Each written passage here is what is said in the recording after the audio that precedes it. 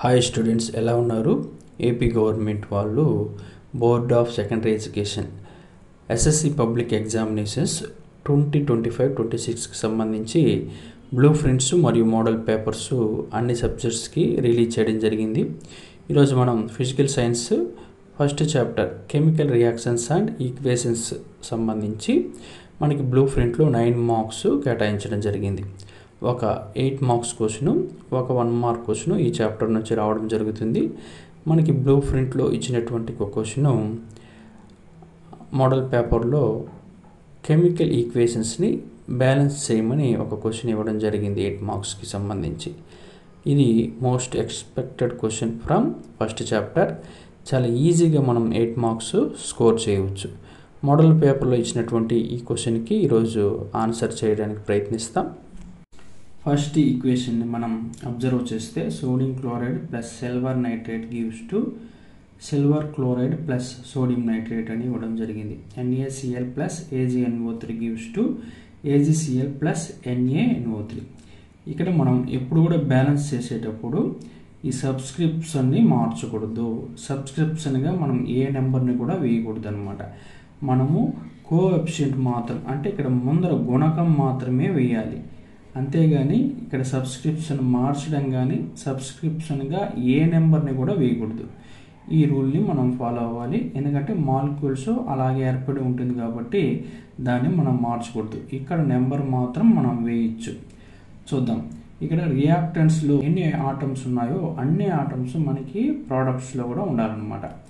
So sodium ఇక్కడ ఒకటే ఉంది చూడండి. సోడియం 1 ఆటమ్, ఇక్కడ 1 బ్యాలెన్స్ అయింది సోడియం వరకు. క్లోరిన్ కూడా ఇక్కడ 1, ప్రోడక్ట్స్లో కూడా 1. రియాక్టెంట్స్లో మనకి సిల్వర్ 1 ఉంది, ప్రోడక్ట్లో కూడా 1. నైట్రోజన్ 1, ఇక్కడ 1.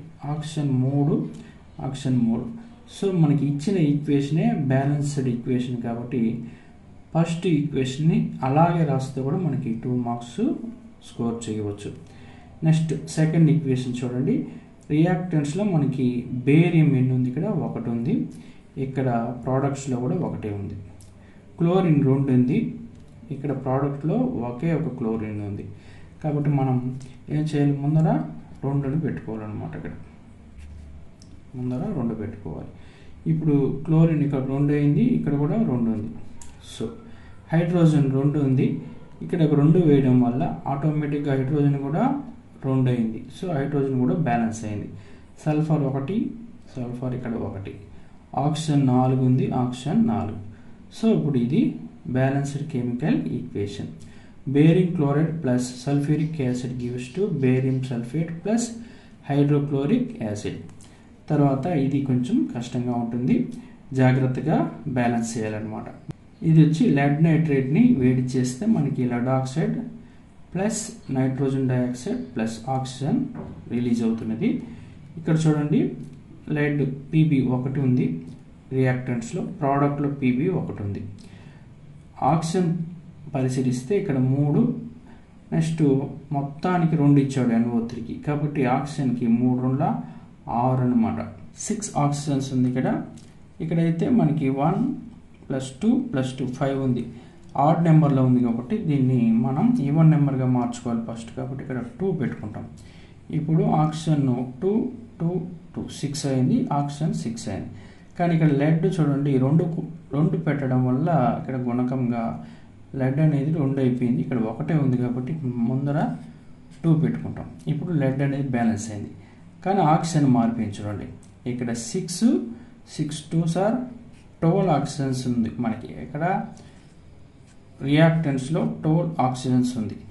ఇప్పుడు ఇక్కడ మనకి 2 2 6 ఉంది. నెక్స్ట్ నైట్రోజన్ చూద్దాం. నైట్రోజన్ ఇక్కడ 2 2 4. రియాక్టెంట్స్లో నైట్రోజన్ 4 ఉంది, ఇక్కడ మనకి 1 ఉంది కాబట్టి ఇక్కడ 4 పెట్టుకోండి.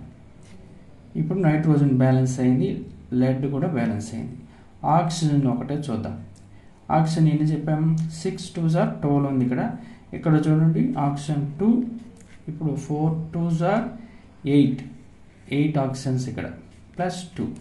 సో 8 + 2 + 2 12. ఆక్సిజన్ కూడా బ్యాలెన్స్ అయిపోయింది అనమాట. చూడండి మళ్ళీ ఒకసారి లెడ్ 2 ఉంది, ఇక్కడ Pb 2, సరిపోయింది. నైట్రోజన్ 2 2s are 4 కాబట్టి ఇక్కడ 4 పెట్టుకున్నాం, నైట్రోజన్ బ్యాలెన్స్ అయింది. Oxygen 3 2s are 6 6 2s are 12. ఇక్కడ కూడా మనకి ఇక్కడ 2 ఆక్సిజన్స్, ఇక్కడ 8 ఆక్సిజన్స్, ఇక్కడ 2 8 + 2 10 10 + 2 12.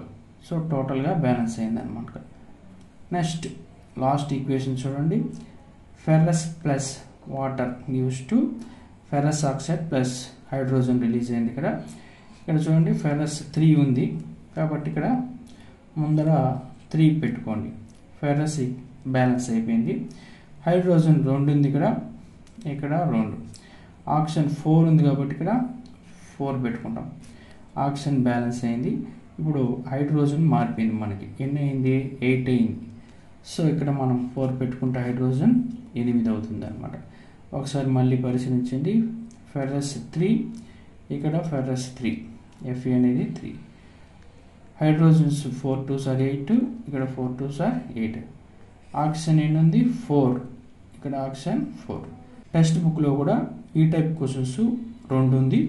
ఒకటి వచ్చి ఈక్వేషన్స్ ఇచ్చి బ్యాలెన్స్ చేయబడ్డం, ఇంకో క్వశ్చన్ ఈక్వేషన్స్ని ఓట్స్లో ఇవ్వడం జరిగింది.